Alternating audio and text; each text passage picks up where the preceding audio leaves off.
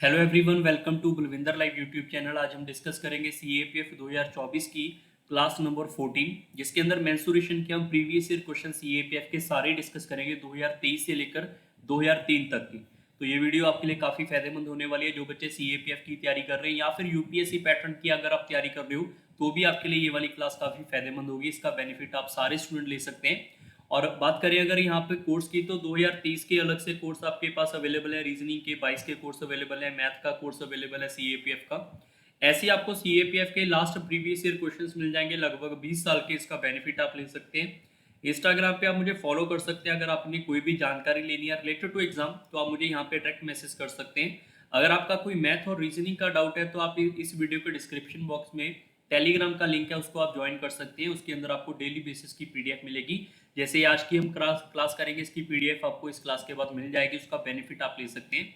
और रही बात हमारे पास ये ज्वाइंट मेंबरशिप की, अगर आपका कोई भी डाउट है, मान लो आपके कमेंट आप करना चाहते हो तो आप कमेंट यहाँ पे यूट्यूब पे कर सकते हो। और इसके लिए आपको जो भी रिप्लाई चाहिए होगा प्रॉपरली वो उन्हीं बच्चों को किया जाएगा जो यहाँ पे मेंबरशिप में होंगे। मैं ट्राई करता हूँ सबका यहाँ पे रिप्लाई कर पाऊँ, बट कुछ बच्चों के रिप्लाई नहीं पॉसिबल, तो वो या तो टेलीग्राम ज्वाइन कर लो या इंस्टाग्राम पे। बट अगर आप यूट्यूब पे ही रहना चाहते हो तो मेंबरशिप आप जरूर ज्वाइन कर सकते हैं। इसके अलावा आपके लिए इस यूट्यूब चैनल के ऊपर काफ़ी अलग अलग प्लेलिस्ट हैं। काफ़ी बच्चे जो लगातार क्लास ये लगा रहे हैं, क्लास 13 जिन्होंने बच्चों ने लगा ली होगी, जितना मुझे आइडिया सिर्फ दो या तीन बच्चों ने प्रॉपरली प्लेलिस्ट देखी होंगी। बाकी तो बाकी बच्चे जिन्होंने नहीं देखी वो भी देख सकते हैं प्लेलिस्ट में। आपको काफ़ी कुछ सीखने को मिल जाएगा। मान लो आपने डीआई सीखनी है तो यहाँ से लगा सकते हो। सीडीएस वाले स्टूडेंट अगर पढ़ रहे हैं तो सीडीएस की प्लेलिस्ट इस यूट्यूब चैनल के ऊपर अवेलेबल है, उनको लगा सकते हो। इसके अलावा रीजनिंग की प्लेलिस्ट अवेलेबल है, एसएससी के प्रीवियस ईयर क्वेश्चन, सीएपीएफ के, सीसेट के, काफ़ी चीज़ें आपको अवेलेबल है। बट आप जो भी पढ़ना चाहते हो यहाँ से एक बार 2-4 मिनट लगा के इसको चेकआउट करके वो आप पढ़ सकते हैं। तो स्टार्ट करते हैं आज के सेशन का पहला क्वेश्चन। 2023 का जो क्वेश्चन आया था सीएपीएफ के अंदर, उससे 2 या 3 क्वेश्चन आ गए। तो कुछ बच्चों ने यहाँ पे बोलना स्टार्ट कर दिया, सर पेपर का पैटर्न चेंज हो गया, हाई लेवल हो गया, ये हो गया। देखो, आप सब बच्चों को मैंने बोला है कि जो अगर आपने क्लास नंबर 13 लगाई होगी उसके अंदर आपको मैंने मेंसुरेशन के बेसिक पॉइंट समझाए हैं। बेसिक पॉइंट काफी बच्चों को लगता है सर ये तो बोरिंग सी बात है, फॉर्मूले याद करने हो ही जाएंगे। बट अगर आप उस क्लास को प्रॉपरली देख लेते हो, उसके बाद अगर आप फॉर्मूले याद करते हो तो आपको ज्यादा टाइम नहीं लगेगा एज कम्पेयर टू अनदर की अगर आप सीधे डायरेक्ट फॉर्मूले रट्टा लगा रहे हो, उससे आपको ज्यादा टाइम लगेगा, क्योंकि बेसिक में आपको काफी कुछ सीखने को मिलेगा। हाँ, उसमें एक आधा पॉइंट अगर रह गया होगा बेसिक में, वो हम क्लास के अंदर यहाँ पे डिस्कस कर लेंगे जो हमारे काम आएगा। आज हम प्रीवियस ईयर क्वेश्चन डिस्कस करेंगे। इसकी जो नेक्स्ट क्लास होगी उसके अंदर आपको मेंसुरेशन के कुछ और क्वेश्चंस भी अवेलेबल करवा दिए जाएंगे। जैसे अगर मैं बात करूं इस क्वेश्चन की, 3 circle of radius 5 centimetre each touch each other. If the point of contact is PQR, then what is the area of triangle PQR in square centimeter? सबसे पहले अगर मैं यहाँ पे बात करूँ तो मेरे पास यहाँ पे 3 सर्कल है। ट्राई करना, आप भी अगर डायग्राम बनाओगे तो ट्राई करना कि आपके यहाँ पे जो सर्कल बनाओगे वो आप इक्वल बना पाओ। मैं भी ट्राई करता हूँ कि इक्वल बन पाए। अगर नहीं बनेंगे तो बट आप अपनी कॉपी पेन पे जरूर इसको इक्वल बनाना, ठीक है।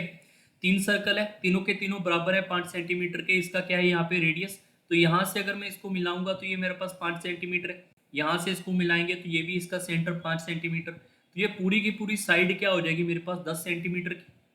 ऐसे अगर मैं इसका रेडियस यहाँ से मिलाऊंगा और इसका रेडियस यहाँ से मिलाऊंगा, ऐसे इसका रेडियस यहाँ से मिलाऊंगा तो ये भी मेरे पास 10 सेंटीमीटर और 10 सेंटीमीटर होगा। पॉइंट ऑफ इंटरसेक्शन को क्या बोला जा रहा है यहाँ पे, पी क्या हुआ, मतलब इनका पॉइंट ऑफ इंटरसेक्शन पी है। ये वाला मेरे पास क्या हुआ है, ये वाला मेरे पास यहाँ पे आर है। तो उन्होंने यहाँ पर ये नहीं पूछा कि यहाँ पर पूरी ट्रायंगल का एरिया बताओ, उन्होंने पूछा जो पी क्या हुआ ट्रायंगल बनेगी उसका एरिया बताओ। मतलब इस वाले पॉइंट को अगर इससे मिलाएंगे, इस वाले पॉइंट को अगर इससे मिलाएंगे और इस वाले पॉइंट को इससे मिलाएंगे तो इसका एरिया क्या होगा, ये आपसे पूछा गया है। क्लियर। तो अगर मैं यहाँ पर इस ट्रायंगल को नामकरण दे दूं यहाँ पर ए बी सी, तो इस ट्रायंगल को आप चेकआउट कर सकते हो। इस ट्रायंगल को अगर आप चेकआउट करोगे तो यहाँ पर ए बी सी हमारे पास आएगा। और ए बी सी से अगर मैं इसके सेंटर पॉइंट को मिलाऊंगा यहाँ पे, तो वो हमारे पास क्या है यहाँ पे, P Q R, that is P, that is R, that is Q. और यहाँ से अगर मैं ए से लेकर बी तक की बात करूँ, ये 10 सेंटीमीटर है, तो बाकी भी सारी 10 सेंटीमीटर है, क्योंकि ये भी 5 के थे हमारे पास यहाँ पे। तो सारे के सारे 10 सेंटीमीटर होने का मतलब ये है कि जो हमारे पास ए बी सी है ये मेरे पास एक इक्विलेटरल ट्रायंगल बनेगा। क्लियर। अब इक्विलेटरल ट्रायंगल का सारे बच्चे ध्यान रखें, इक्विलेटरल के अगर मैं यहाँ पे मिड पॉइंट को ज्वाइन करूंगा, क्योंकि ये 5-5 सेंटीमीटर के हैं तो मिड पॉइंट ही होंगे। अगर ये मिड पॉइंट को मैं यहाँ पे डिवाइड, मिड पॉइंट को मिला दूंगा तो इसके आपको टोटल कितने यहाँ पे ट्रायंगल दिख रहे हैं, 4, 1 2 3 4। तो चारों आपस में क्या होंगे, बराबर हिस्सों में होंगे। ठीक है। तो इक्विलेटरल ट्रायंगल का एरिया क्या होता है, दैट इज √3/4 इंटू साइड का स्क्वायर। साइड कितनी है इसके पास 10, तो 10 का स्क्वायर करेंगे तो मेरे पास इस ट्रायंगल का एरिया आएगा। और ये एरिया आपको बेसिक क्लास में समझाया था। अब उसने पूछा कि इसके 4 हिस्से हैं, चारों हिस्सों में से हमें सिर्फ ये अंदर वाला हिस्सा चाहिए, यहाँ पे सिर्फ एक हिस्सा चाहिए। तो 4 हिस्से के अगर आप एक हिस्सा बनाना चाहते हो तो उसको डिवाइड बाय 4 करेंगे। तो ये आपकी इस क्वेश्चन का सही उत्तर होगा। इसको सिर्फ कैलकुलेट करना है। Now you are going to solve this. आपके पास आएगा यहाँ पे 100√3 डिवाइड बाय 4/4। ये वाला 4 आप इससे कट कर लो, ये आएगा 25, दैट इज इक्वल टू 25√3/4। ये इस क्वेश्चन का सही उत्तर है, 25√3/4। B is the right answer. Clear. अब हो सकता है किसी बच्चे को लगे सर आपने ये तो बात बेसिक में बताई नहीं, भी ऐसे भी कुछ होगा। इसके लिए मैं आपको कह रहा हूँ, इसके लिए आपके लिए एक और क्लास रखी जाएगी, बट आपको सिर्फ आज की क्लास के अंदर ये बताया जाएगा कि सीएपीएफ के अंदर लेवल क्या रहेगा, ताकि आपका माइंड सेट रहे। बेसिक आने के बाद आपको ये थ्योरम भी बीच बीच में कुछ ना कुछ सीखनी पड़ेंगी। जैसे सिमिलैरिटी की कुछ थ्योरम्स आपको सीखनी पड़ेंगी, तभी क्वेश्चन हो पाएंगे। बेसिक एक आइडिया है कि आपको फॉर्मूले आने चाहिए, और ट्रायंगल का मतलब क्या होता है, पैरेललोग्राम का मतलब क्या होता है, रोम्बस का मतलब क्या होता है, इनके मतलब अगर पता होंगे तभी तो क्वेश्चन प्रोसीड करेंगे हम आगे। तो इसका मतलब ये हुआ कि आपको पहले बेसिक आना चाहिए। बेसिक के बाद मैं सिर्फ क्वेश्चन आपको इसलिए करवा रहा हूँ पहले, ताकि आपका माइंड क्लियर है कि इस टाइप के क्वेश्चन आएंगे। उसके बाद मैं आपको समझाऊंगा कि ये प्रॉपर्टी इसके लिए कामयाब है, और कौन कौन सी प्रॉपर्टीज आपको पढ़नी पड़ेगी। ठीक है, वो हमारी नेक्स्ट क्लास होगी। सो सेकंड नंबर क्वेश्चन के ऊपर चलते हैं। The right angle triangle ABC such that angle B 90 degree, point D is peaked on BC such that triangles ABC DBA are similar. If AB BC ratio MN, what is the triangle area ABC and area of ABD, where A denote the area of the triangle। यहाँ पे जो मैंने triangle बनाया ना, actually में paper में ऐसे A लिखा हुआ था, तो इसको आप यहाँ पे कंफ्यूज मत होना कि ये A कौन सा है। ठीक है, तो इसको मैंने पहले ट्रायंगल बना दिया, तो इसको इस लाइन को आप इग्नोर भी कर सकते हैं, क्योंकि ये एरिया डिनोट मैंने यहाँ पे कर दिया है। वीडियो पॉज करके ट्राई करना चाहो कर सकते हो। पंगा यहाँ पे सिमिलैरिटी का, जो काफ़ी बच्चों को नहीं पता। जिनको नहीं पता टेंशन नहीं लेनी, कल की क्लास के अंदर हम इसको प्रॉपर्ली डिस्कस करेंगे नेक्स्ट क्लास के अंदर। सो अभी के लिए थोड़ा बेसिक इसको मैं बता देता हूँ कि आपके पास यहाँ पे एक ट्रायंगल है मेरे पास, ठीक है, और एंगल बी 90 डिग्री है, और ये हमारे पास बी 90 डिग्री है, टी ऑन बी सी लिखा हुआ है। तो मैं यहाँ से इसको पॉइंट को सी और इसको ए बना लेता हूँ, तो ये मेरे पास यहाँ पे 90 degree. Clear. Such that the triangle ABC, जो हमारे पास एबीसी है, और डीबीए, हमारे पास यहाँ पे बीसी के ऊपर एक पॉइंट डी है, जिसको उसने ए से मिलाना है। क्यों? क्योंकि यहाँ पे लिखा हुआ है डीबीए ट्रायंगल है। इफ ए दोनों की दोनों सिमिलर है। अब सिमिलर के लिए आपको एक कंसेप्ट छोटा सा पता होना चाहिए। कौन सा? जैसे ये ट्रायंगल मैंने लिखा है यहाँ पर ए बी सी, मैं इसको एक बार ड्रॉ कर देता हूँ दोबारा से। ये मैंने ए लिखा, ये मैंने बी लिखा, ये मैंने सी लिखा, ठीक है। और दूसरी ट्रायंगल कौन है? बी डी डी बी ए। तो ये ट्रायंगल भी यहाँ पे ड्रॉ कर देते हैं। ध्यान रखना, मैंने जो पॉइंट ए लिखा है, इसका सामने वाला पॉइंट और इसका सामने वाला पॉइंट आप सेम जगह के ऊपर लिखोगे, ताकि फ्यूचर में आपको कंफ्यूजन ना हो। जैसे बी है तो बी की जगह पे बी लिखोगे, इसका लास्ट पॉइंट इसके लास्ट पॉइंट की जगह लिखोगे। यहाँ पे सी है तो यहाँ पे हम ए लिखेंगे। अंडरस्टैंड। सो बी तो 90 डिग्री, ये तो क्लियर हो ही गया आप सब बच्चों को। तो जो हमारे पास यहाँ पर ए है वो इस ए डी एंगल के बराबर होगा। मतलब अगर ये एंगल मेरे पास यहाँ पे 30 डिग्री होगा, तो ये भी एंगल आपके पास 30 डिग्री है। अगर ये एंगल की बात करोगे, ये एंगल जो मैं डार्क कर रहा हूँ, ये अगर 50 डिग्री होगा या 60 डिग्री होगा, तो ये भी हमारे पास 60 डिग्री होगा। क्लियर। सो सिमिलैरिटी का कंसेप्ट ये कहता है कि इसके ऑपोजिट वाली साइड की रेशो, अगर मैं एंगल ए उठाऊंगा यहाँ से, इसके ऑपोजिट क्या है? बी सी, इसके ऑपोजिट क्या है मेरे पास? A B. तो इनकी जो रेशो होगी वो हमारे पास यहाँ पर इस एंगल के ऑपोजिट क्या आएगा मेरे पास यहाँ पर? बी ए। और इस एंगल के ऑपोजिट क्या आएगा? B D. इनकी रेशो बराबर होती है। बस ये सिमिलैरिटी का कंसेप्ट होता है। ऐसी 90 डिग्री को भी आप कंपेयर कर सकते हो। इसके 90 डिग्री के ऑपोजिट क्या आएगा मेरे पास यहाँ पर? ए सी। इस 90 डिग्री के ऑपोजिट क्या आएगा मेरे पास यहाँ पर? B D. इससे आप इन चीजों को कंपेयर कर सकते हैं। क्लियर। अब बात कर लेते हैं हमारे पास यहाँ पे सिमिलैरिटी गई, क्योंकि यहाँ पर उन्होंने ए बी और बी सी की रेशो गिवन है। तो ए से लेकर बी तक की वैल्यू एम है, और बी से लेकर सी तक की वैल्यू एन है। यहाँ पे चेक करोगे तो यहाँ पर ए और बी की वैल्यू कितनी है? मेरे पास एम है। क्लियर। यहाँ पर आप सारे बच्चे ध्यान रखना, कंफ्यूजन नहीं होना कि कौन सी वैल्यू कहाँ पे लिखी है, क्योंकि यही सिमिलैरिटी है, ये जो छोटा सा पॉइंट यहाँ पे गिवन है। ठीक है। अब बात कर लेते हैं यहाँ पे सर एरिया जो है उसका क्या चक्कर होगा। सिंपल सी बात है, जो हमारे पास यहाँ पे साइड होती है ना, साइड, उसका अगर मैं यहाँ पे स्केयर कर दूं, साइड की रेशो का अगर मैं यहाँ पे स्केयर कर दूं, तो मेरे पास एरिया निकल के आएगा। अगर मैं यहाँ पर इस एंगल की ए की बात करूँ, इसके ऑपोजिट एन है, तो इस ट्रायंगल का एरिया जो होगा वो एन स्क्वायर होगा, और इस ट्रायंगल का जो सिंगल एंगल है डी है, इसके ऑपोजिट क्या आएगा मेरे पास एम, तो इसका भी आप यहाँ पे स्क्वायर कर देंगे। ये इस क्वेश्चन का सही उत्तर होगा। बाकी ऐसा होता क्यों है, क्यों ऐसा फॉर्मेट बना, वो हम नेक्स्ट किसी क्लास बेसिक डिटेल आपको जो सीडीएस में करवाएंगे वहां पे आपको बताएंगे। कल की क्लास के अंदर आपको सिमिलैरिटी वगैरह जो बेसिक इसके और कंसेप्ट है वो समझा दिए जाएंगे। ठीक है, चलते हैं नेक्स्ट क्वेश्चन थर्ड के ऊपर। थर्ड नंबर क्वेश्चन भी मेंसुरेशन का काफी अच्छा क्वेश्चन है। On a large ground there is straight wall vertical of length 28 meter, a goat is tied to a point on the ground which is at the middle of the wall using a rope. If the length of the rope is 21 meter, what is the area of the region around the wall that the goat can access? काफी अच्छा question था, जिनको ये diagram समझ आएगा उनके लिए, जिनके लिए डायग्राम बनाना थोड़ा मुश्किल है उनको ये क्वेश्चन करना भी थोड़ा मुश्किल होगा। तो ये बेसिक चीजें अगर आप समझोगे कि डायग्राम बनाते कैसे, तभी आप न्यू क्वेश्चन सॉल्व कर सकते हो। अब यहाँ पे मैं मान लो एक वर्टिकल वॉल बना देता हूँ, ठीक है, ऐसे कुछ है, और वर्टिकल वॉल से अगर मैं मान लो यहाँ पे एक आपके लिए एक सेमी सर्कल बना दूँ, इसका जो भी एरिया होगा, अगर यहाँ पे मैं इस वर्टिकल वॉल को हॉरिजॉन्टल बना दूंगा, तो यहाँ पे अगर मैं इसको सेमी सर्कल बनाऊंगा तो एरिया तो इसका उसका दोनों का बराबर ही होगा। तो जब मैंने इसका एनालिसिस किया था यहाँ पे 2023 के पेपर में, मैंने यहाँ पे इस क्वेश्चन को कुछ हॉरिजेंटल से करवा दिया, कुछ बच्चों को लगा नहीं सर वर्टिकल बोला है तो आप ऐसे डायग्राम बनाओ। तो ये हमारी मर्जी रहेगी कि डायग्राम कैसे बनाना है, इसलिए आप टेंशन मत लो कि ये इससे फर्क पड़ेगा उससे, क्योंकि अगर एरिया की बात करें तो एरिया दोनों का सेम रहेगा। ठीक है, हाँ ये क्लियर है कि वर्टिकल वॉल कुछ ऐसे होता है, हॉरिजॉन्टल कुछ ऐसे होता है। ठीक है, तो मैं अभी भी हॉरिजॉन्टल से करवाऊंगा क्योंकि ये डायग्राम बनाने में और दिखाने में थोड़ा आपको आसान लगे। सबसे पहले एक वॉल बना लेते हैं, मेरे पास उसकी लंबाई है यहाँ पे 28 मीटर। जो गोट है उसको यहाँ पे मिडल के ऊपर यहाँ पे रस्सी से बांधा हुआ है, तो मतलब ये भी 14 होगा और ये भी 14 होगा। यहाँ पे गोट को यहाँ पे रस्सी से बांध दिया। रस्सी की लंबाई है 21 मीटर, 21 मीटर मतलब 14 है, तो यहाँ से 7 मीटर और आगे जाना पड़ेगा इसको, और यहाँ से भी इसको 7 मीटर और आगे जाना पड़ेगा। क्योंकि अगर मैं बात करूँ गोट की, तो गोट रस्सी से अगर 21 मीटर है, तो गोट ये ऊपर वाला पूरा का पूरा हिस्सा यहाँ पे असेस कर सकती है। क्लियर, ये क्लियर हो गया। अगर मैं बात करूं यहाँ पे फिर से रस्सी की, तो यहाँ पे जो रस्सी है इस पॉइंट से, क्योंकि गोट का असेस पॉइंट तो यहाँ पे भी आएगा 7 मीटर इससे आगे है, तो गोट 7 मीटर ये वाली रस्सी ऐसे आगे भी तो घूमेगी, ऐसी आपके पास यहाँ पे ये वाली रस्सी ऐसे आगे भी तो घूमेगी ना। इस पॉइंट से बात करें तो इस पॉइंट से यहाँ पे ये रस्सी की लंबाई ऐसे दिखेगी। अगर मैं बात करूं गोट की, तो कहां से असेस कर सकते हैं वो, ये सारा का सारा सेमी सर्कल, ये सेमी सर्कल और ये सेमी सर्कल। इस सेमी सर्कल का रेडियस क्या होगा, ये वाला 14 और ये वाला 7, that is radius of 21 metre, और इसका रेडियस क्या होगा, दैट इज 7 मीटर, क्योंकि ये इसका मिड पॉइंट हो जाएगा, ये दैट इज 7 मीटर। क्लियर।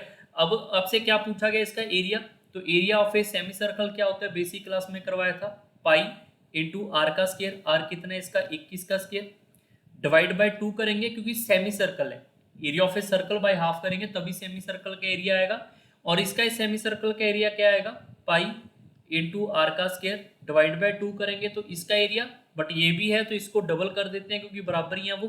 तो इन दोनों एरिया को जस्ट ऐड करना है, जैसे ये 2 से 2 कट जाएंगे, ये इससे कट जाएगा 11, ये इससे कट जाएगा मेरे पास यहाँ पे 3 इंटू 21, और ये 7 इससे कट जाएगा 7, तो यहाँ पर आएगा 63 को 11 से मल्टीप्लाई कर लेंगे, दैट इज 693 आएगा, और प्लस हमारे पास यहाँ पे इसको मल्टीप्लाई करेंगे, दैट इज 154, तो इनको ऐड करेंगे हमारे पास आएगा 7, और ये ऐड करने के बाद हमारे पास आएगा 4 एंड दैट इज 8। ये आपके इस क्वेश्चन का सही उत्तर है, ये जस्ट कैलकुलेशन किया और इसमें कुछ भी नहीं है। क्वेश्चन नंबर 4 के ऊपर चलते हैं। A solid spherical ball made of iron is melted and 2 new balls are made whose diameter are in the ratio 1:2. The ratio of the volume of the smaller new ball to the original ball. काफी अच्छा question है, video pause करके आप try करना चाहो कर सकते हो। अगर मैं बात करूँ यहाँ पे डायमीटर, तो डायमीटर की रेशियो अगर 1:2 है, तो ये डायमीटर है हमारे पास। डायमीटर को अगर हाफ कर देंगे रेडियस आएगा, तो अगर मैं इसको हाफ और हाफ कर दूंगा 2 से 2 कट जाएगा, तो रेडियस की रेशियो भी क्या रहेगी 1:2 रहेगी। ये भी इसका शॉर्टकट है कि जो रेशियो डायमीटर की होगी वही रेशियो रेडियस की होती है, ये बात आप नोट कर सकते हैं, जो रेशियो रेडियस की होगी वही रेशियो डायमीटर की होगी। अगर बात करें हमारे पास यहाँ पे रेडियस से एरिया निकालना, चाहे कोई भी मेंसुरेशन के अंदर क्वेश्चन हो, रेडियस से अगर मैं एरिया निकालूंगा तो एरिया होता है 1 का स्क्वायर रेशो 2 का स्क्वायर। सर ऐसा क्यों होता है, क्योंकि एरिया होता है पाई आर स्क्वायर, तो पाई पाई कट जाएगा तो सिर्फ रेडियस का स्क्वायर करेंगे सीधा। अगर मैं बात करूं यहाँ पे इससे वॉल्यूम का, तो वॉल्यूम हमारे पास यहाँ पे इस रेडियस का क्या होता है, क्यूब होता है। यहाँ पे 1 का क्यूब, यहाँ पे क्या हो जाएगा 2 का क्यूब। सर ऐसा क्यों भाई, यहाँ पे चाहे कोई भी क्वेश्चन होगा, जैसे स्फेरिकल वॉल है तो 4/3 पाई जो होगा वो दोनों साइड आएगा, कट जाएगा आपस में। तो ये नोट करने वाली बातें हैं जो आपके मेंसुरेशन में काफी ज्यादा फायदेमंद आपको हेल्प करेंगे, ठीक है, इसको नोट डाउन कर सकते हैं। सो अगर मैं बात करूं यहाँ पे हमारे पास इस क्वेश्चन के अंदर क्या बोला गया, वॉल्यूम, ऊपर से यहाँ पे मेल्ट। जब भी हम मेल्ट करके कोई चीज को रिकास्ट करते हैं, हमेशा याद रखना उन कंडीशन में वॉल्यूम ही बराबर किया जाता है। मान लो यहाँ पे हमारे पास इनका वॉल्यूम क्या था, 1 और 2 का क्यूब। सो यहाँ पे अगर इसका वॉल्यूम करेंगे 1 और ये 2 का क्यूब करेंगे, कितना हो जाएगा, 8 हो जाएगा। हम यहाँ से डायरेक्ट इसको लिख सकते थे। ये हमारे पास यहाँ पे इन दोनों का वॉल्यूम है, तो टोटल वॉल्यूम कितना होगा, 9। मतलब 9 वाले वॉल्यूम को तोड़कर मैंने ये वाला वॉल्यूम बनाया होगा, दो हिस्सों में डिवाइड किया होगा। तो हमसे क्या पूछा गया, हमसे पूछा गया यहाँ पे न्यू स्मॉलर बॉल का वॉल्यूम क्या है 1 और यहाँ पे ओरिजिनल बॉल का वॉल्यूम क्या है 9। तो इनकी रेशियो क्या है, ये आपके इस क्वेश्चन का सही उत्तर है। क्वेश्चन नंबर 5 के ऊपर चलते हैं। 2021 के अंदर क्वेश्चन पूछा गया। अब 2022 की बात करें, 2022 में ये वाला सिर्फ एक ही क्वेश्चन है, 2023 में 3-4 क्वेश्चन। अब ध्यान भी रखना क्वेश्चन का वेरिएशन आएगा, किसी किसी में तो आएगा ही नहीं मेंसुरेशन का क्वेश्चन, वो भी डिस्कस करेंगे कि कुछ पेपरों में सीएपीएफ के अंदर मेंसुरेशन का कोई भी नहीं आएगा, कुछ में 2 या 3 आएंगे, किसी में एक एक क्वेश्चन भी होगा। अगर बात करें यहाँ पे इस क्वेश्चन की, तो 8 मेटेलिक बॉल्स हैं of 1 centimetre radius each melted into one ball, the diameter of the new ball. काफी अच्छा क्वेश्चन है। अगर मैं बात करूँ यहाँ पे 1 सेंटीमीटर है उसका रेडियस, तो उसका हमारे पास यहाँ पे मेल्ट करने का पॉइंट बोला गया। तो मेल्ट करने का मतलब वॉल्यूम, तो वॉल्यूम ऑफ ए स्फेरिकल यहाँ पे मेटेलिक बॉल है, तो स्फेरिकल का स्फीयर का वॉल्यूम क्या होगा, 4/3 इंटू पाई इंटू आर का क्यूब होगा। और ये मेरे पास 8 है, तो 8 से मल्टीप्लाई कर लेंगे। और ये वॉल्यूम बराबर किसके करना है, एक न्यू बॉल के, तो न्यू बॉल का वॉल्यूम क्या होगा, 4/3 इंटू पाई इंटू आर का क्यूब होगा। ये इससे कट जाएगा मेरे पास पूरा, तो यहाँ पे आएगा 8 इज इक्वल टू आर का क्यूब। यहाँ पे 2 आएगा मेरे पास रेडियस, क्योंकि क्यूब रूट करेंगे दोनों साइड। इसका मतलब आप इसका आंसर 2 मार्क नहीं करोगे, क्योंकि उसने यहाँ पे डायमीटर पूछा है, तो डायमीटर क्या होता है, इसका डबल होता है, तो डायमीटर 4 हो जाएगा। ये इस क्वेश्चन का सही उत्तर है। क्वेश्चन नंबर 6 के ऊपर चलते हैं। 8 मेटेलिक बॉल, ये सिमिलर टाइप का क्वेश्चन हमने रिपीट कर दिया, इसको आप कैंसल आउट कर लो, ये स्लाइड सेम है। Question number 7, a wire of length 6 meter is stretched such that its radius is reduced by 20%. Which one of the following is the value of increase in its length? काफी अच्छा question है। अगर हम बात करें यहाँ पे एक वायर की, तो वायर की शेप कुछ ऐसे होगी, सिलेंड्रिकल शेप, ठीक है। इसका जो लंबाई है वो 6 मीटर है, रेडियस हमारे पास आर होगा।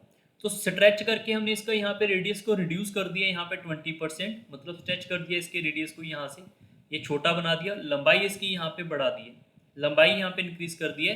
तो कितने परसेंटेज में यहाँ पे लंबाई इंक्रीज होगी, ये आपका क्वेश्चन है। क्लियर हो गया सबको। सबसे पहली बात तो जो रेडियस है उसका क्या हुआ, 20% रिड्यूस हो गया, तो अभी 80% तो बचा ही होगा ना रेडियस यहाँ पे। इसके लिए आपको परसेंटेज का बेसिक बताया हुआ है मैंने, ठीक है।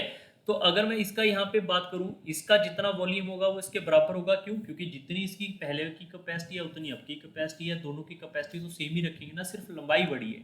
लंबाई बढ़ने से ऐसा नहीं कि वेट बढ़ेगा, क्योंकि उसी को स्ट्रेच किया जा रहा है, इसमें मटेरियल कुछ ऐड नहीं हुआ। तो इसका वॉल्यूम क्या होगा मेरे पास यहाँ पे, इसका वॉल्यूम हो जाएगा पाई इंटू आर का square into H, that must be is equal to pi into R. R is 80% of R, 80% of R, r square into h. h we don't know how much the value of h we don't know, so we are going to solve। पाई से pi cut जाएगा यहाँ पे, तो r का square is into 6, इसको simplify करेंगे 4/5 आएगा, 4/5 का स्क्वायर करेंगे आएगा 16/25 r स्क्वायर इंटू h। ये r के स्क्वायर से r स्क्वायर कट गया, ये हमारे पास इससे कट जाएगा 3 बार, और ये हमारे पास आ जाएगा 8 टाइम। ऊपर इसको मल्टीप्लाई करोगे तो 75/8 आएगा मेरे पास यहाँ पे हाइट। तो जो इसकी हाइट मेरे पास यहाँ पे 6 मीटर थी, वो अभी यहाँ पे हाइट हो चुकी है 75/8। तो कितने यहाँ पे इंक्रीज हो चुका है, दोनों का डिफरेंस ले लें। यहाँ पे दोनों का डिफरेंस लेंगे, 75 माइनस 48 डिवाइड बाई 8। सो यहाँ पे 48 में से आप इसको कम करोगे, आएगा मेरे पास यहाँ पे 2 and that is 25, 27/8 centimetre, centimetre है, हाँ सॉरी मीटर है। तो मीटर इसकी लंबाई यहाँ पे इंक्रीज हो चुकी है।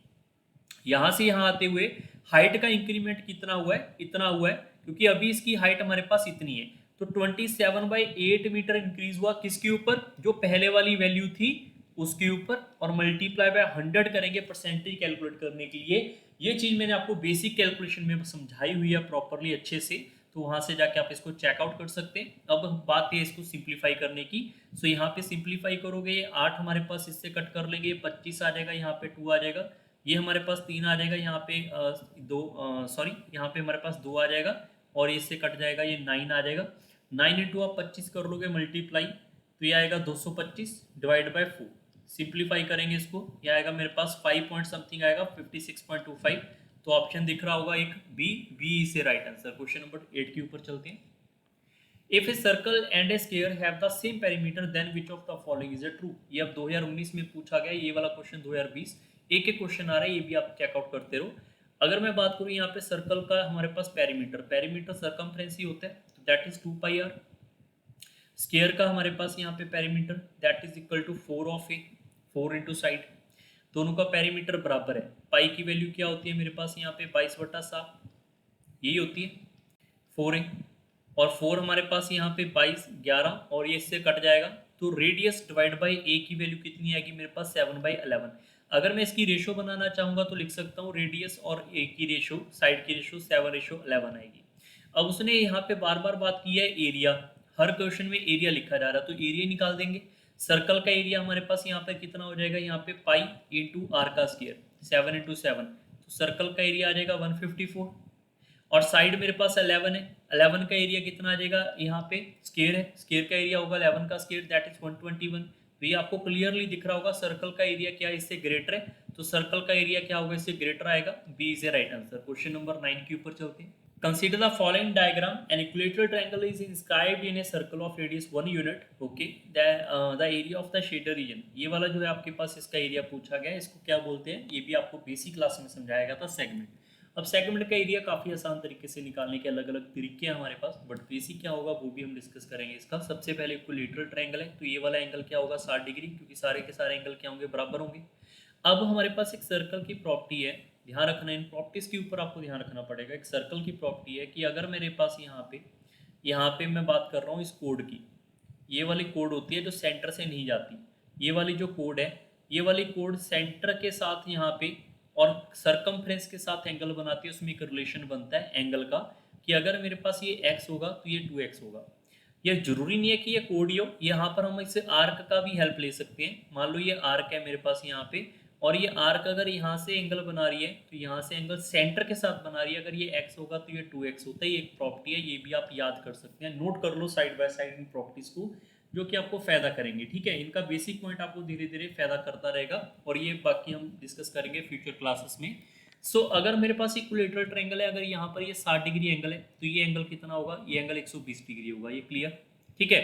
अब हमारे पास यहाँ पे रेडियस 1 यूनिट है, तो ये सेंटर है, तो यहाँ से लेकर यहाँ तक की जो लंबाई होगी ये भी मेरे पास 1 सेंटीमीटर होगी, यहाँ से लेकर यहाँ तक की लंबाई ये भी 1 सेंटीमीटर होगी, और यहाँ से इसको मैं निकाल के यहाँ पे सिर्फ बाहर आपके लिए समझाने के लिए लिख लेता हूँ। ये कुछ ऐसे बनेगा, ये 120 सेंटीमीटर, और ये 1 और 1, और ये मेरा सेक्टर।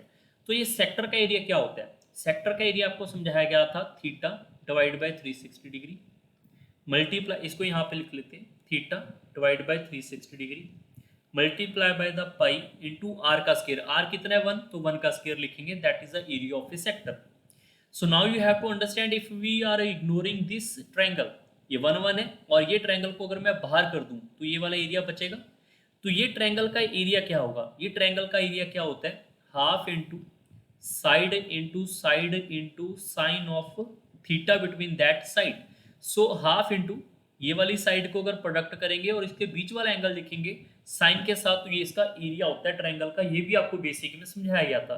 पूरे वाले सेक्टर में से इसको बाहर करेंगे तो बचा हुआ एरिया आएगा, बस आपको माइनस ही करना था यहाँ पे, और ये इससे कट जाएगा हमारे पास 1/3। So we are going to say that is a π/3। तो ऑप्शन देखोगे π/3 के आपको दिख रहे हैं।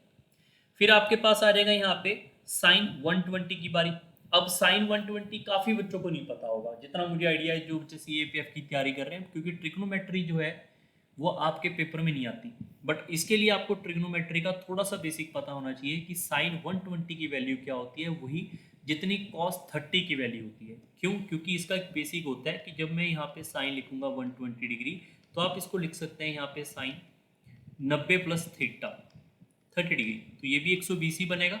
बट यहाँ पे 90 जो होता है, 90 आपका यहाँ पे साइन वाले को कॉस में कन्वर्ट कर देगा।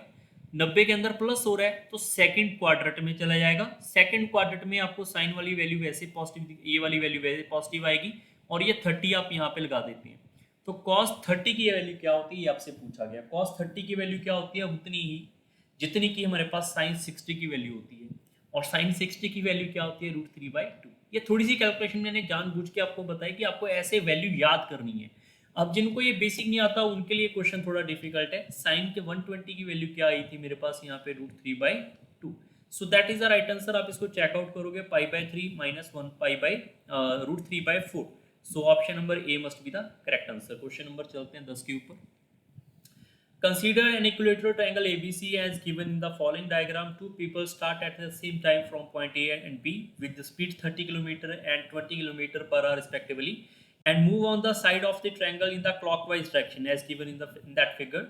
They meet each other at the first time. ये कब यहाँ पे मीट करेंगे ये पूछा गया। सबसे पहले आप देखो यहाँ पे आपके पास 30 किलोमीटर 20 किलोमीटर गिवन है, मतलब इसकी स्पीड कितनी है, 30 km/h। इसकी स्पीड गिवन है 20 km/h, किसकी, जो बी से चला है। सो 30 एंड 20 का आप एक बेसिक आइडिया लगा लो। सर बेसिक आइडिया कैसे, 30 एंड 20 का आप एलसीएम ले लो, उतनी आप साइड मान लो, ए बी सी की साइड मान लो कि 60 आपके पास जो है किलोमीटर की साइड होगी। हो सकता है, नहीं सर ये इमेजिन करना मुश्किल है, 60 नहीं करेंगे। 60 नहीं करना, जो आपके दिल में आ रहा है कुछ तो इमेजिन करोगे। कुछ बच्चे एक्स को इमेजिन करेंगे, तो एक्स भी तो इमेजिन ही हुआ ना, एक नंबर हमारे पास एक्स, हमें क्या पता क्या नंबर होगा, आपने एक्स इमेजिन किया। मैं सिर्फ उस नंबर को इजी करने के लिए आपको कह रहा हूँ, एक्स से भी सॉल्व हो जाएगा, बट आप उसको थोड़ा आसानी से समझने की कोशिश करोगे तभी है। जैसे 30 है, आप इसको मान लो कि ये मेरे पास यहाँ पे 30 की साइड है, ये मेरे पास 30 किलोमीटर की साइड है, ये मेरे पास 30 किलोमीटर, ये भी 30 और ये भी 30। क्लियर। सो अब आप समझो पहले 1 घंटे में क्या होगा। 30 किलोमीटर है, जो ए वाला है 30 किलोमीटर की स्पीड है, तो पहले 1 घंटे में ए वाला जो है वो बी के अंदर आएगा क्योंकि उसने 30 किलोमीटर कवर कर लिए, और बी वाला जो होगा वही एक घंटे के अंदर क्या करेगा, वही 1 घंटे के अंदर यहां से लेकर यहां तक आएगा, यहां से लेकर यहां तक वो 20 किलोमीटर कवर कर लेगा। 10 उसका यहाँ पे बच जाएगा क्योंकि साइड 30 किलोमीटर और है भी इक्विलेटरल ट्रायंगल, सारी 30-30 होंगी। अब उसके अगले 1 घंटे के अंदर क्या होगा, नेक्स्ट 1 आवर के अंदर क्या होगा, थोड़ा सोच के देखो। नेक्स्ट 1 आवर के अंदर जो हमारे पास ए वाला आया था यहाँ पे 30 की स्पीड से चल रहा था, वो नेक्स्ट 1 घंटे से यहाँ पूरा चल जाएगा। जो ए वाला था वो नेक्स्ट 1 घंटे पे सी के ऊपर आएगा, और यहाँ पे बी है, और उसी 1 घंटे में बी वाला क्या करेगा, सिर्फ 20 किलोमीटर चलेगा 1 घंटे में, तो 10 ये है, और यहाँ से लेकर यहाँ तक 10 किलोमीटर और चल जाएगा, क्योंकि 10 ये हो गया 10 ये हो गया, तो 20 यहाँ पे आएगा, तो बी यहाँ पे होगा। उसके अगले 1 घंटे में क्या होगा, ए वाला 30 किलोमीटर है, तो वो यहाँ से यहाँ 30 किलोमीटर चल जाएगा फिर से, और अपनी पोजीशन पे आ जाएगा। और उसी 1 घंटे में जो बी वाला है वो अपना 20 किलोमीटर चलेगा, और बचा भी 20 किलोमीटर है यहाँ से यहाँ तक का, क्योंकि 30 किलोमीटर तो टोटल था, तो यहाँ से 20 किलोमीटर ही बचेगा। तो यहाँ पे ए के ऊपर कब आएगा, वो नेक्स्ट आवर, मतलब 3 घंटे लगेंगे, 1 2 3, तीसरे घंटे पे ए पे आएगा, वहीं पे फर्स्ट टाइम वो दोनों मिलेंगे, तो point A is a correct. Question number चलते हैं 11। If a cubical container of length, breadth and height each of 10 cm can contain exactly 1 liter of water, then a spherical container of radius 10.5 cm can contain how much liter of water? CAPF 2018 में पूछा गया question है। सबसे पहले आपको पता है कि लेंथ ब्रेड्थ हाइट गिवन है, क्यूबिकल शेप है, तो इसका वॉल्यूम क्या होगा, वॉल्यूम होगा मेरे पास यहाँ पे L × B × H, क्योंकि ये क्यूब को आप इसको क्यूब भी सोच सकते हो, क्यूबाइड भी सोच सकते हो, क्योंकि लेंथ ब्रेड्थ हाइट आपके पास सेम ही है, तो आप इसको क्यूब बना लोगे। That is equal to length into breadth into height, which is equal to 1000 centimeter cube that contain 1 liter of water.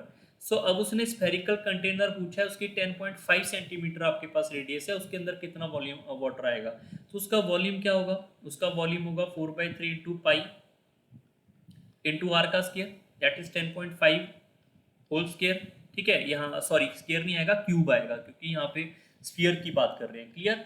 आप इसको सिंप्लीफाई करेंगे, ये आपके पास 4800 समथिंग आएगा, अप्रॉक्सीमेट में आएगा, सॉल्व आपने खुद कर लेने। तो आपसे ये पूछा गया कि 1000 की वैल्यू अगर 1 लीटर है, तो यहाँ पे 48 पॉइंट समथिंग आएगा, 4851 सेंटीमीटर क्यूब के आसपास। आप इसको कैलकुलेट कर लेना, अप्रॉक्सीमेट में लिख रहा हूँ। सो इसकी वैल्यू किसके बराबर होगी, that is 1/1000 multiply by 48 point something. So simplify करेंगे दैट इज 4.8 लीटर अप्रॉक्सीमेट आएगा। तो आंसर आएगा इसका C option, that is right answer. ये कैलकुलेशन का थोड़ा सा क्वेश्चन मैं जरूर मानता हूँ, कैलकुलेशन इसमें रहेगी। क्वेश्चन नंबर चलते हैं 12 के ऊपर। The length of a rectangle is increased by 60%. By what percent would the width have to be decreased to maintain the same area? So ये क्वेश्चन आपको मैंने करवाया हुआ है परसेंट में, वहाँ से भी आप चेकआउट कर सकते हैं, बट यहाँ पे भी हम इसको कवर कर लेंगे कि अगर लेंथ हमारे पास यहाँ पे इंक्रीज हो गई है 60% से, तो पहले 100 होगी, फिर उसने इंक्रीज कर ली यहाँ पे 60, तो 160 होगी। फिर उसको सेम एरिया चाहिए तो लेंथ को ही सेम करना पड़ेगा ना, बेड तो थोड़ा चेंज कर रहे हैं हम यहाँ पे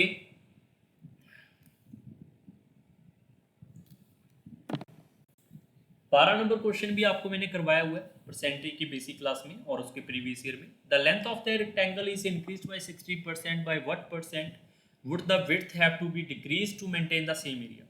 सबसे पहले आपको ये बताया गया होगा कि लेंथ अगर हमारे पास यहाँ पे 100 थी तो उसको 60% बढ़ा लिया, लेंथ नहीं सॉरी, अगर हमारे पास यहाँ पे लेंथ को इंक्रीज कर दिया होगा तो एरिया क्या होगा, एरिया भी आपका 60% से बढ़ गया होगा, 160 हो गया होगा। तो एरिया 160 नहीं हमें चाहिए, हमें सेम ही चाहिए जितना था पहले 100 का 100। तो विड्थ को कितना डिक्रीज करेंगे, जितना एरिया को करना पड़ेगा, तो कितना यहाँ पे डिक्रीज करना पड़ेगा 60, किसके ऊपर, इसके ऊपर। तो मल्टीप्लाई बाय 100 करेंगे, आपका आंसर आना चाहिए प्रॉपरली। ये से कट जाएगा, दैट इज 3/8, और 3/8 की फ्रैक्शन वैल्यू क्या थी 37.5%। Option number A is right. बाकी इसका बेसिक भी आपको मैंने करवाया हुआ है परसेंटेज में, वहां से जाके आप चेकआउट कर सकते हैं। क्वेश्चन नंबर चलते हैं 13 के ऊपर। A circle is drawn inside a square of length 4 unit as shown in the figure given above, given below. What is the area of the shaded region? ये भी काफी अच्छा क्वेश्चन है। सबसे पहले आपके पास इसका स्क्वायर का एरिया क्या होगा, साइड का स्क्वायर, साइड कितनी है 4, तो 4 का स्क्वायर, माइनस उसमें कर देंगे सर्कल का area, that is equal to pi into R का स्क्वायर। अगर ये पूरी साइड मेरे पास 4 है तो इसका रेडियस यहाँ से यहाँ क्या होगा 2 होगा, तो मैं यहाँ पे पाई इंटू आर का स्क्वायर करूंगा तो यहाँ पर मेरे पास 4 हिस्से बचेंगे, 1 2 3 और चौथा ये वाला। हमें चौथा में से सिर्फ एक चाहिए, तो बचा हुआ एरिया जो है उसको 4 से डिवाइड करेंगे तो एक एरिया बचेगा, that is equal to 16 minus 4 pi divide by 4। 4 common से आप कट करोगे, that is 4 minus pi. Option number C is the right. Question number चलते हैं 14 के ऊपर। The sum of the base and the altitude of a triangle is 30 centimetre. What is the maximum possible area of such a triangle. So you have to understand कि अगर maximum आपसे क्या पूछा गया, एरिया, एरिया क्या होता है मेरे पास half into base into height. अगर मेरे पास मल्टीप्लाई में मैक्सिमम पूछ लिया जाए और उनका जो सम है बेस प्लस हाइट का वो आपके पास गिवन हो, तो इसको इसके बराबर हिस्सों में डिवाइड कर देंगे। 2 है तो 2 बराबर हिस्से क्या होंगे, 30 के 15 और 15। कब, जब प्लस से आप मल्टीप्लाई में जाते हैं तब। जिनको नहीं पता है एल्टीट्यूड का मतलब ही हाइट होता है, तो 15 15 आप सीधा यहाँ पे लिखोगे, half into 15 into 50 base into height करेंगे। ये इस क्वेश्चन का सीधा उत्तर आ जाएगा 112.5। ये इस क्वेश्चन का राइट आंसर है। क्वेश्चन नंबर चलते हैं 15 के ऊपर। What is the diagram in the diagram given above find the value of X. You have to remember कि हमारे पास यहाँ पे इनका जो सम होगा, इन सब का जो सम होगा उससे हमारा क्वेश्चन आएगा डायरेक्ट, क्योंकि उन्होंने यहाँ पे एक्स की वैल्यू पूछी है। अब सारे बच्चे देखो, अगर मैं पूरे के पूरे इन दोनों को ऐड कर दूं तो हमारे पास कितना हो जाएगा 7y which is equal to 180 degree. So we can calculate y is equal to 180/7। Understand. So another thing is that कि अगर मैं इन तीनों को अंदर वालों को ऐड करूंगा, x plus 3y plus 2y, तो अंदर वालों का सम भी क्या होगा 180 डिग्री होगा या नहीं, 180 डिग्री होगा। आप इनको कंपेयर भी कर सकते थे, थोड़ा आसान बनाने के लिए आप इसको डायरेक्ट भी कंपेयर कर सकते थे, बट कोई चक्कर वाली बात नहीं है। आप इसको x को ऐसे रहने दो और यहाँ पे हो जाएगा 5y। y की वैल्यू कितनी है, आप इनको ऐड करेंगे, ये आएगा 180/7 which is equal to 180। So now x is equal to, आप इनको उधर जाके माइनस करोगे, 180 माइनस 5/7 ऑफ 180। 5/7 है, आप इसकी वजह से 180 को कॉमन निकाल लोगे तो यहाँ पे आ जाएगा 2/7। इसको सिंप्लीफाई आपने कर लेना है, that is equal to 360/7। That is the right answer. Option number B is right. बस रीअरेंज किया और इसमें कुछ भी नहीं किया हुआ। अब कोई बच्चा ये बोले सर आपने ये बेसिक नहीं बताया कि एक लाइन के ऊपर ये पूरा एंगल 180 डिग्री होता है। काफी बेसिक चीज है, बट ये भी आपको कल की क्लास में, नेक्स्ट क्लास में बता दी जाएंगी। क्वेश्चन नंबर 15 के ऊपर 16 के ऊपर चलते हैं। As given in the figure, यहाँ पर एक पर्सन है जो ओ से चलना शुरू करता है ए बी के ऊपर। यहाँ से एक पर्सन है यहाँ से चलना शुरू करता है वो ओ से चलना शुरू करता है ए बी के ऊपर, पहले यहाँ पे फिर ऐसे घूम के यहाँ पे आएगा। If the O A O B is radius 100 centimetre but is the total distance walked by the nearest metre. तो काफ़ी अच्छा क्वेश्चन है। आपको सबसे पहले ये देखना है कि अगर मैं ओ से चलूंगा तो ओ से ए जाऊंगा, फिर मैं यहाँ पर ए से लेकर बी तक जाऊंगा, मतलब पहले यहाँ से यहाँ चलेंगे, फिर मैं यहाँ से यहाँ चलूंगा और फिर लास्ट में बी से ओ में आएंगे, लास्ट में बी से ओ में। तो ये तो क्लियर है कि ओ ए की वैल्यू 100 है, ए बी की हमें फाइंड करनी है और बी ए की वैल्यू 100 है, तो आंसर क्या होगा आपका 200 के प्लस आएगा, ये तो क्लियर है 200 प्लस ए बी। अब ए बी की वैल्यू क्या होगी ये हमें फाइंड आउट करनी है। अब अगर मैं बात करूँ सब बच्चों के लिए तो यहाँ पर एक्चुअली में जो आपके पास बाहर वाले घूमने की बात कर रहे हैं, बाहर वाले घूमने को क्या बोलते हैं, आर्क लेंथ। आर्क लेंथ क्या होती है, theta divide by 360 degree multiply by 2 pi R. Theta क्या होगा, हमें यहाँ पे 60 डिग्री वाला नहीं चाहिए, आप इसको ऐड मत करना, 60 डिग्री वाला नहीं चाहिए, तो ये बाकी कितना बचा, पूरा का पूरा आपके पास सर्कल क्या होता है 360 डिग्री, तो ये बचा हुआ 300 डिग्री हुआ।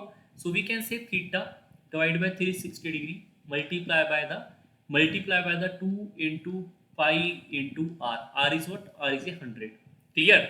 सो ये आपकी थोड़ी सी कैलकुलेशन यहाँ पे होगी, इस कैलकुलेशन को आप सॉल्व आउट कर लेना, तो आपका आंसर मेरे ख्याल से ऑप्शन नंबर बी आएगा। फिर भी आप एक बार इसको चेकआउट करें। क्वेश्चन नंबर 17 के ऊपर चलते हैं। The following blocks are of the same material which is the heaviest one. तो कौन सा इसमें हैवी होगा, काफी अच्छा क्वेश्चन है, वीडियो पॉज करके आप ट्राई कर सकते हैं। सबसे पहले तो आपको ये पता होना चाहिए अगर सेम मटेरियल है तो आपको डेंसिटी में कोई फर्क नहीं पड़ेगा, सिर्फ जिसका आपको वॉल्यूम ज्यादा लगेगा वही आपका आंसर आएगा। सबसे पहले आप इसका वॉल्यूम चेकआउट करेंगे, that is equal to 1/3 into pi into R का स्केयर। अब इसका यहाँ पे ये डायामीटर है, यहाँ से यहाँ कुछ बच्चों ने इसको रेडियस डायामीटर नहीं रेडियस मान लिया होगा, तो रेडियस का स्केयर होता है, रेडियस इसका 3 आएगा, 3 का स्केयर इंटू हाइट करेंगे और इसका आपके पास यहाँ पे वॉल्यूम क्या आएगा, दैट इज इक्वल टू पाई, इसका आप रेडियस का स्केयर करेंगे इंटू हाइट। और यहाँ पे ध्यान रखें 6 सेंटीमीटर ये भी है और ये भी आपका 6 सेंटीमीटर ही होगा, और इसका वॉल्यूम क्या होगा L into B into height. अब डेफिनेटली अगर मैं कंपेयर करूंगा तो मुझे कैलकुलेशन यहाँ पे थोड़ा कम करना है, क्योंकि थोड़ा ऑप्शन से हम यहाँ पे आंसर कवर कर लेंगे। जैसे 1/3 पाई आर स्केयर एच है, ये भी आपके पास पाई आर स्केयर एच है, वैल्यू सेम है, तो आपके पास यहाँ पे 1/3 है, तो ये वैल्यू कम होगी, ये वाली वैल्यू ग्रेटर होगी, तो मतलब पहला ऑप्शन एलिमिनेटेड, ये और ये बाहर हो गया। क्लियर। अब सिंप्लीफाई करना है आपको इसके लिए, तो आप इसको सिंप्लीफाई कर सकते हैं, पाई और ये हमारे पास 9 है, तो 9 इंटू 12, और यहाँ पे आप चेक कर लोगे ये कितना हो जाएगा, 6 इंटू 6 हमारे पास 36 इंटू 12। ठीक है। और ये हमारे पास पाई की वैल्यू क्या होती है, सारे बच्चों को पता है पाई की वैल्यू होती है 3 पॉइंट समथिंग, इसको आप मल्टीप्लाई करेंगे ये आएगा 27 पॉइंट समथिंग मल्टीप्लाई बाय 12, तो ये आ रहा है 36 मल्टीप्लाई बाय 12। तो आपको समझ आएगा कि यहाँ पे 27 है, यहाँ पे 36 है, 12 तो कॉमन ही है, तो ये वाला वैल्यू क्या होगा, ग्रेटर होगा, ये वैल्यू ग्रेटर आ रहा है, that's why C is a correct answer. ठीक है, आपको सॉल्व नहीं करना, आपको डायरेक्ट आंसर कर लेना है, बाकी कैलकुलेशन करना है वो भी करके आप आंसर कवर आउट कर सकते हैं। क्वेश्चन नंबर चलते हैं 18 के ऊपर।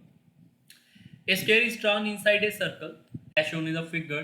If the area of the shaded portion is 32/7 unit, then find the radius of that circle। काफी अच्छा क्वेश्चन है। सबसे पहले सर्कल का रेडियस मान लो r है, अगर ये यहाँ पे मेरे पास r है, तो जो हमारे पास यहाँ से लेकर यहाँ तक की वैल्यू दिख रही है आपको, ये हमारे पास यहाँ पे सर्कल के अंदर क्या होगा, स्केयर है, स्केयर की सारी साइड बराबर होंगी। अगर ये साइड a है, ये साइड a है और ये साइड हमारे पास सारी बराबर है, तो यहाँ पर जो ये मैंने आपको ड्राइंग की है यहाँ पे, इसका डायगोनल होगा, डायगोनल मैंने लास्ट क्लास में आपको समझाया था, that is equal to √2/a। तो ये √2/a जो a हमारे पास है, यही हमारे पास क्या है, डायमीटर। डायमीटर किसका, सर्कल का, और सर्कल का डायमीटर क्या होता है, ट्वाइस ऑफ रेडियस होता है, ये आपको पता होना जरूरी है। अगर मैं यहाँ से कंपेयर करूंगा वो हम बाद में भी चेकआउट कर सकते हैं, बट अगर मैं इसको कंपेयर करने की यहाँ पे डायरेक्ट कोशिश करूँ तो r और a के अंदर आपको रिलेशन मिल जाएगा, यहीं से रिलेशन आपके पास यहाँ पे कवर होगा, बट फिर भी आपके पास यहाँ पे शेडर रीजन एरिया का गिवन है एरिया, तो आपसे इसको रेडियस में कन्वर्ट करना है, तो क्वेश्चन उल्टा करना पड़ेगा। मतलब आपको सर्कल का एरिया क्या है, सर्कल का एरिया हमारे पास है यहाँ पे पाई आर स्क्वायर, माइनस उससे क्या करेंगे, माइनस स्क्वायर एरिया ऑफ ए आपको स्क्वायर करेंगे, स्क्वायर का एरिया क्या होगा, ए का square, which is equal to 32/7, यही होगा ना यहाँ पे।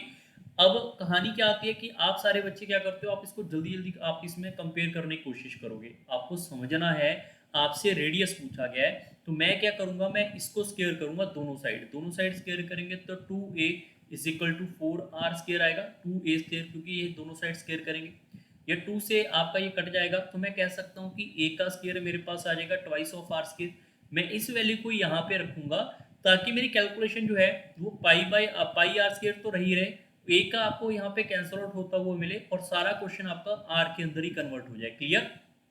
पाई की वैल्यू क्या होती है 22/7।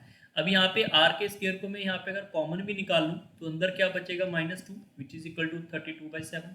ये ऊपर चला जाएगा हमारे पास यहाँ पे आर का स्क्वायर दैट इज 14 और इससे आप सिंप्लीफाई करोगे तो 8/7 विच इज इक्वल टू 32/7। ये इससे कट जाएगा, ये इससे कट जाएगा हमारे पास 4 बार और यहाँ पे आर के स्क्वायर की वैल्यू आ रही है 4 which mean radius is equal to 2। उसने रेडियस ही पूछा तो आंसर आपका बी होगा। क्वेश्चन नंबर चलते हैं 19 के ऊपर। The carpet area of A room with the dimension shown in the above figure find. तो काफी अच्छा क्वेश्चन है और बेसिक भी है, आपसे एरिया पूछा हुआ है तो एरिया के लिए आप इसको जैसे आपको दिल कर रहा है वैसे अज्यूम कर सकते हो। अब सबसे बेसिक तरीका क्या होना चाहिए, मेरे अकॉर्डिंग सबसे बेसिक तरीका ये होना चाहिए कि आप सारे बच्चे पहले एक बार ट्राई करना चाहो वीडियो पॉज करके कर सकते हो। आप इसके अंदर क्या करना चाहते हो कि आप इसमें एरिया निकालोगे तो आप इसको पूरा ही बना लो, ये वाला भी मान लो और ये वाला एरिया भी मान लो। तो ये पूरी की पूरी आपके पास ये लंबाई कितनी, ये तो 3 है और ये 1 है तो ये 4 मीटर हो गया। ऐसे ही आपके पास ये पूरा का पूरा हमारे पास यहाँ से लेकर यहाँ तक 3 है और ये वाला कितना है 1 है, ये भी 4 हो गया। तो 4 इंटू 4 करेंगे तो स्क्वायर का एरिया कितना हो जाएगा, यहाँ पे पूरे का पूरा हमारे पास जितना भी पोर्शन था सारी ऐड हो गया। हमें वो नहीं चाहिए, हमें ये वाला जो रेक्टेंगल है इसको बाहर करना है, इसका बाहर करेंगे तो मतलब L इंटू बी और इस वाले को बाहर कर देंगे that is equal to L into sorry ये तो स्क्वायर ही है तो साइड का square, so which is equal to 16 minus 2 minus 1 which is equal to 13 that is the right answer option number C. काफी बच्चे इस क्वेश्चन को ऐसे करते हैं, कुछ बच्चों को समझ नहीं आएगा नहीं सर आपने डायरेक्ट क्यों कर दिया, आपको बेसिक से करना चाहिए। तो बेसिक से भी कर लो, कोई दिक्कत नहीं है, वैसे ये तरीका सबसे बढ़िया है। बाकी बेसिक से आप इसको ऐसे कर सकते थे कि आप इसको ऐसे हिस्सों में तोड़ लो, अब हिस्सा कैसे तोड़ना है वो आपके ऊपर है। मैं इसको ऐसे बना लेता हूँ, कोई दिक्कत नहीं है इसमें। ये आएगा 3 इंटू 1 दैट इज इसका एरिया आ जाएगा, इसका एरिया कितना हो जाएगा 2 इंटू 1।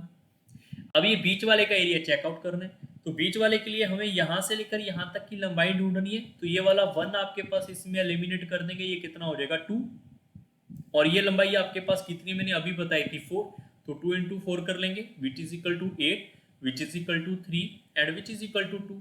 तो आपका आंसर क्या आएगा फिर से 30, दोनों को ऐड कर लो 2 और 8 10 और 3 13। क्वेश्चन नंबर चलते हैं 20 के ऊपर।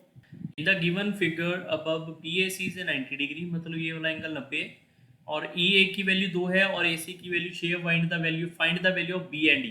काफी अच्छा क्वेश्चन है, इसके लिए बेसिक आपको पता होना चाहिए, ये जिनको नहीं पता वो नोट कर सकते हैं। हमारे पास एक सर्कल है, यो जो इसके ऊपर से ऐसे टच होता निकल जाएगा उसको बोलते हैं टेंजेंट। बट अगर यहाँ पर एक पॉइंट आया और उससे एक हमने और टेंजेंट यहाँ पे ड्रॉ किया तो ये सर्कल से टच होने वाली जो लेंथ होती है ये वाली और ये वाली ये बराबर होती है, ये आप नोट डाउन कर सकते हैं। बाकी इसके अंदर और भी कहानियां होती है वो हम डिस्कस करेंगे नेक्स्ट में। सो ये दोनों की दोनों इक्वल होंगी, तो इसका मतलब ये हुआ कि अगर हमारे पास E से लेकर A तक की वैल्यू 2 है तो A से लेकर D तक की वैल्यू भी 2 होगी ना, ये दोनों लेंथ आपस में बराबर होंगी। अगर ये 2 है तो बचा हुआ D से लेकर C तक 4 है तो F से लेकर C तक भी 4 होगा, ये आपस में बराबर होंगी मेरे पास यहाँ पे। क्लियर? सो आगे बढ़ने से पहले आपको एक फेमस ट्रिपलेट बता रहा हूँ जो आपको मैंने पहले भी बताई है दैट इज 3 4 5। इसको डबल कर दो 6 8 10, इसको फिर डबल कर दो, ट्रिपल कर दो 9 12 15, ये ऐसे ऐसे आगे बढ़ती जाएंगी, डबल ट्रिपल 4 टाइम 5 टाइम्स। सो अगर आपके पास एक साइड 6 है जो कि यहाँ पे अवेलेबल है तो दूसरी साइड डेफिनेटली 8 होगी और सबसे बड़ी साइड आपके पास 10 होगी। अगर मैं इसको उठा लेता हूं तो सर आपने इसी को क्यों माना, क्योंकि एक साइड गिवन थी मेरे पास। अब जरूरी नहीं कि यही होगा बट आपको इससे एक बेनिफिट ये मिलेगा कि अगर ये हुआ तो इसका आंसर क्या हो सकता था, अगर वो वेरीफाई कर गया ऑप्शन तो अपने आप ही आंसर आएगा। जैसे कि अगर मैंने ये 10 माना तो इसमें 4 ये तो ये वाला बचा हुआ 6 होगा, अगर ये 6 है तो ये भी 6 होगा क्योंकि ये आपस में क्या होंगे बराबर होंगे, टेंजेंट प्रॉपर्टी। अगर ये 6 और 6 बराबर होंगे तो आप देखो 6 और 2 क्या ये 8 हो रहे हैं, बिल्कुल हो रहे हैं। तो इसका मतलब हमने ट्रिपलेट सही सोची है और उन्होंने BE की लेंथ पूछा हुआ है, यही आपके इस क्वेश्चन का उत्तर है C, that is the right answer. बाकी इसका बेसिक और भी है कि आप इसको ऐसे बना को आप इसको ऐसे चेकआउट कर सकते हो, वो भी चीजें हम डिस्कस करेंगे। क्वेश्चन नंबर चलते हैं 21 के ऊपर। Which two figures out of the 4 have the same area. तो इसके लिए आपको एरिया पता करना है, इसका एरिया क्या होगा half into base into height, 22 into 14 करेंगे, ये से कट जाएगा 11, इसको मल्टीप्लाई करोगे ये आएगा मेरे पास 154। इसका एरिया क्या होगा साइड का स्क्वायर, तो 12 का स्क्वायर करेंगे 144, इसका एरिया क्या होगा, ये हमारे पास सारी साइड बराबर है, दैट इज √3/4 इंटू साइड का स्क्वायर, साइड हमारे पास है यहाँ पे 22, 22 का स्क्वायर। इसका एरिया क्या होगा सर्कल का, that is equal to pi into R का स्क्वायर, 7 का स्क्वायर, एक 7 कट जाएगा तो 22 इंटू 7 बचेगा विच इज इक्वल टू 154। तो ऑप्शन नंबर 4 एंड 1 ये they both are equal, so D is the right answer. मतलब अगर बेसिक पता है आंसर आ जाएगा।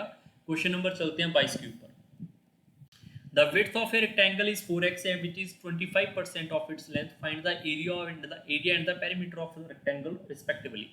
So अगर हमारे पास यहाँ पे 4x हमारे पास इसकी क्या है width है, which is 25% of the length, मतलब लेंथ का 25% हिस्सा वो मेरे पास 4x है, तो लेंथ क्या होगा 16x होगा। कट कटा के चेक कर लो तो लेंथ यहाँ पे 16x होगा। तो इसका एरिया क्या होगा अगर लेंथ और ब्रेड्थ है, तो एरिया होता है मेरे पास यहाँ पे L इंटू बी करने पे which is equal to 64x square. और पेरीमीटर ऑफ ए रेक्टेंगल क्या होता है twice of L plus B which is equal to 40 of x। So option number D is right. ये बेसिक क्वेश्चन है, अगर आपको थोड़ा सा भी बेसिक आता है तो इजीली आप कर सकते हो। लेंथी क्वेश्चन जरूर लेंथी होंगे, वो हम डिस्कस करते जा रहे हैं बीच बीच में। क्वेश्चन नंबर चलते हैं 23 के ऊपर। A cube of length 1 centimeter is taken out from a cube of length 8 centimeter. What is the weight of the remaining portion? काफी अच्छा क्वेश्चन। सबसे पहले आपके पास ये पता होना चाहिए हमने क्यूब जिसकी है 1 सेंटीमीटर वाले को बाहर किया है किसमें से 8 सेंटीमीटर वाले में से, तो 8 सेंटीमीटर वाले का वेट क्या होगा, सॉरी वेट नहीं उसका वॉल्यूम क्या होगा। क्यूब का वॉल्यूम होता है मेरे पास साइड का क्यूब, तो इसके पास टोटल 512 आएंगे यहाँ पे। 512 क्या होंगे सर इसमें, 512 इसमें क्यूब होंगे छोटे छोटे। मैं आपको थोड़ा सा इमेजिन यहाँ पे करवा देता हूँ ताकि आपको फ्यूचर में ऐसे क्वेश्चन इमेजिनेशन से आप कवर कर लो। इसमें अगर आप इसको ऐसे ऐसे कट करोगे, मैं 8 कट नहीं लगा रहा, मैं इसमें थोड़े कट लगा रहा हूँ यहाँ से कुछ ऐसे, ठीक है। और जब आप इसको ऐसे कट करोगे, मैं बाकी चीज़ों को इग्नोर कर दूंगा, यहाँ पे सिर्फ यहाँ पर आप ध्यान रहो, यहाँ पे ध्यान रखोगे सिर्फ ये वाले को, ये जो मैं आपको यहाँ पे डायग्राम बनाने की कोशिश कर रहा हूँ कॉर्नर पे, इस वाले के ऊपर अगर आप ध्यान से चेक करोगे, अगर आप सिर्फ इसको बाहर करोगे, ये वाले क्यूब को अगर आपने बाहर किया तो बाकी कितने बच गए, टोटल तो 512 हो गए ना 1 सेंटीमीटर के, तो बाकी कितने बचेंगे यहाँ पे 511। तो मतलब हमारे पास यहाँ पे एक क्यूब सेंटीमीटर वाले को बाहर कर दिया, तो 512 में से अगर हमने एक को बाहर कर दिया तो 511 बच गया होगा। यही इस क्वेश्चन का सही उत्तर है और इसमें आपको कुछ भी हलचल करने की जरूरत नहीं पड़ी। क्वेश्चन नंबर चलते हैं 24 के ऊपर। What is the maximum point of intersection of four circles such that no circle overlap any other? काफी अच्छा क्वेश्चन है, वीडियो पॉज करके आप ट्राई कर सकते हो। सबसे पहले आपको ओवरलैप के लिए इंटरसेक्शन के लिए समझना होगा कि जो 4 सर्कल इंटरसेक्शन कैसे होगा। पहला सर्कल यहाँ पे, दूसरा सर्कल यहाँ पे, ठीक है, और तीसरा सर्कल आप यहाँ पे लगा लो, चौथा सर्कल आप यहाँ पे लगा लो। अब मैक्सिमम है तो सभी को इंटरलिंक करना ही पड़ेगा, सभी को आपस में ज्वाइंट आपको करना ही चाहिए, तो मैक्सिमम आप ऐसे कर लो। अब जब मैंने ऐसे किया तो ये इंटरसेक्शन पॉइंट क्या बना दिया मैंने, सिंगल बना दिया। ये इंटरसेक्शन पॉइंट सिंगल ही आपको चाहिए मैक्सिमम, तो सिंगल पॉइंट तो रखना ही नहीं है। तो इसके लिए मैं थोड़ा डायग्राम बड़ा बना देता हूँ समझाने के लिए। आप यहाँ पे देखो, दो सर्कल को इंटरसेक्शन करोगे तो इंटरसेक्शन पॉइंट कितने आएंगे, एक और दो आएंगे सिर्फ। इसके बाद अगर मैं एक सर्कल और ड्रॉ कर दूं कुछ ऐसे करता हुआ, तो कितने होंगे यहाँ पे, सिंगल, डबल, ट्रिपल, 4 टाइम, तो 4 और होंगे। अब आप मैक्सिमम करना चाहते हो तो मैक्सिमम एक सर्कल आप कैसे मर्जी ड्रॉ कर सकते हो, जैसे मैं यहाँ से कैसे ड्रॉ कर दूं, ठीक है, थोड़ा बड़ा बना लोगे आप इस सर्कल को, तो यहाँ पे 1 2 3 4 5 6 और होंगे, तो 6 और 6 कितने होंगे, 12 मैक्सिमम इंटरसेक्शन होंगे। बाकी आप और भी ट्राई करके चेकआउट करें। क्वेश्चन नंबर चलते हैं 25 के ऊपर। In a circle, point A and B lie on the opposite end of the diameter, while point C lies on the circumference. Given AC 16, BC 12 centimeter, then find the length of AB. So we have to understand कि हमारे पास एक circle है, उसके point यहाँ पर A और B given है, जो कि इसके सेंटर से निकल के जाएंगे, क्योंकि तभी तो वो एक दूसरे से क्या होंगे, डायमीटर होंगे, तभी तो यहाँ पर एक डायमीटर बनेगा जो कि ऑपोजिट एंड होंगे यहाँ पे, ठीक है। तो ए बी होगा, और एक पॉइंट हम यहाँ पे सी कहीं पे भी रख लेते हैं यहाँ पे, और ए से लेके जो सी तक की लंबाई है वो 16 है, और यहाँ पे आपके पास बी से लेके सी तक की लंबाई 12 है। तो अगर किसी बच्चे को नहीं पता है तो पहले बात तो 12 और 16 देख के आपके दिमाग में आएगा 3 4 5, 345 को अगर आप यहाँ पे 4 से मल्टीप्लाई करोगे तो ये हो जाएगा 12, ये हो जाएगा 16 और ये हो जाएगा 20। ये ट्रिपलेट आपके दिमाग में यहाँ पे घूमनी चाहिए कि मल्टीपल है या नहीं है। अब कई बच्चों को लगेगा सर ऐसे कैसे हम याद रख लें। याद मत रखो, 12 और 16 तो आपको दिख रहा है ना, तो आप इनकी रेशो बना लो। रेशो बनाओगे 4 के टेबल पे कटेगा 3 और 4, तो आपको पता चल जाएगा कि यहाँ पर ट्रिपलेट का फॉर्मेशन होगा। पहली बात तो ये ट्रायंगल के अंदर। दूसरी बात ये है कि आपको ये पता होना चाहिए कि अगर हमारे पास यहाँ पे सेमी सर्कल है, सेमी सर्कल अगर ट्रायंगल के अंदर कहीं पे भी सरकमफ्रेंस के साथ कोई एंगल बनाएगा वो हमेशा 90 डिग्री का होगा। ठीक है, ऐसा क्यों होता है? क्योंकि आज ही की वीडियो के अंदर आपको समझाया गया है कि यहाँ पर जो हमारे पास है, यहाँ पर अगर मैं ए बी को एक कोड मान लूँ, क्योंकि एक डायमीटर भी तो कोड ही होता है ना, बिगेस्ट कोड।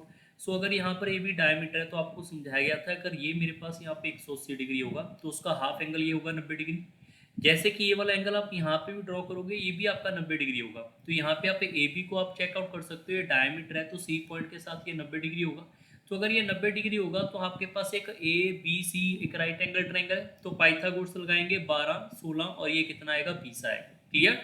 जिनको नहीं पता है तो इसका पाइथागोरस होता है कि हमारे पास परपेंडिकुलर का स्क्वायर प्लस बेस का square is equal to hypotenuse का स्क्वायर। तो यहाँ से आप कैलकुलेट भी कर सकते हैं। तो क्वेश्चन नंबर आपका सी, ऑप्शन नंबर आपका सी सही है। क्वेश्चन नंबर लास्ट 26 के ऊपर चलते हैं।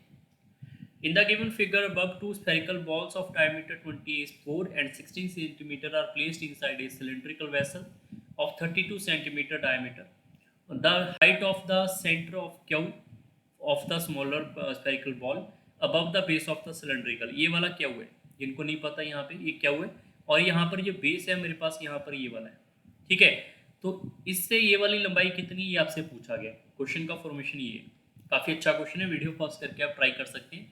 सबसे पहले आप ये चेकआउट करें कि हमारे पास यहाँ से लेकर यहाँ तक की लंबाई कितनी है। ये वाली लंबाई आपके पास यहाँ पे इन्होंने उसका जो डायमीटर है वो 32 सेंटीमीटर दे रखा है, तो ये वाली लंबाई 32 होगी। ठीक है, और अगर मैं इसके सेंटर को यहाँ से चेकआउट करूँ तो यहाँ पर इसका जो हमारे पास डायमीटर है 24 है बड़े वाले सर्कल का, तो रेडियस क्या होगा 12। छोटे वाले सर्कल का डायमीटर 16 है तो इसका रेडियस क्या होगा मेरे पास यहाँ पे 8। और अगर मैं यहाँ पे इसको इसके साथ यहाँ पे ऐसे अटैच करूँ और इसको यहाँ पे ऐसे अटैच करूँ, तो यहाँ पे आपको काफ़ी कुछ सीखने को मिल जाएगा कि 12 और 8 कितना हो जाएगा मेरे पास 20। अगर मेरे पास यहाँ पर इस लाइन को नाम दे देते हैं यहाँ पर ए और बी और सी का, ए बी की लंबाई मेरे पास यहाँ पे इस ट्रायंगल के अंदर आ चुकी है यहाँ पे टोटल 20। क्लियर? ये हाइपोटेन्यूज आपको दिख रहा है। फिर से राइट एंगल ट्रायंगल, तो यहाँ पे मैंने सीधा ड्रॉ किया तो ये 90 डिग्री वाले ड्रॉ किया होगा, तो आप इसमें चेकआउट कर सकते हैं कि अगर ये मैंने 90 डिग्री मान के किया है तो यहाँ पे हाइपोटेन्यूज है तो 20 वाला, तो आपके पास यहाँ पर और लेंथ कौन कौन सी हो सकती है 3, 4, 5 के अकॉर्डिंग। तो 5 वाला हाइपोटेन्यूज 20 बनाना है, तो यहाँ पे 4 का मल्टीपल है, 4 मल्टीप्लाई करोगे तो 12 और 16 और 20 आएगा। मतलब इसमें से एक मेरे पास 12 होगा, एक 16 होगा, या फिर ये वाला 12 हो सकता है, ये 16 हो सकता है, चेकआउट करना पड़ेगा।